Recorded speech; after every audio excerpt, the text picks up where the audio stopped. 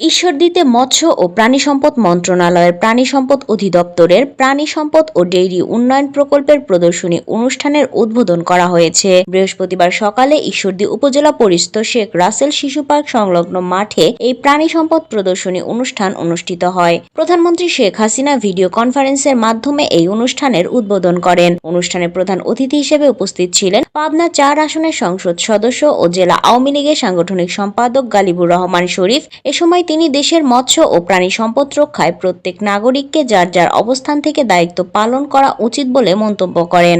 ঈশ্বরদী উপজেলা সহকারী কমিশনার ভূমি টি.এম. রাহসান কবিরের সভাপতিত্বে এ সময় উপস্থিত ছিলেন উপজেলা পরিষদের ভারপ্রাপ্ত চেয়ারম্যান আব্দুস সালাম খান, উপজেলা মহিলা ভাইস চেয়ারম্যান আতিয়া ফেরদৌস কাকলি, প্রাণী সম্পদ উপপরিচালক ডাক্তার রফিকুল ইসলাম, উপজেলা প্রাণী সম্পদ কর্মকর্তা ডাক্তার মোহাম্মদ নাজমুল হোসাইন, বীর মুক্তিযোদ্ধা নজরুল ইসলাম মিন্টু সহ সহকারী প্রাণী সম্পদ সম্প্রসারণ কর্মকর্তা বৃন্দ। প্রাণী সম্পদ প্রদর্শনীতে মোট ৩৫টি স্টল গরু, ছাগল, ভেড়া, গাড়ল, কবুতর ও বিভিন্ন জাতের পাখি নিয়ে খামারিরা অংশগ্রহণ করেন। মেলা শেষে ১৫ জন বিজয়ীর হাতে পুরস্কার তুলে দেন আমন্ত্রিত অতিথিরা।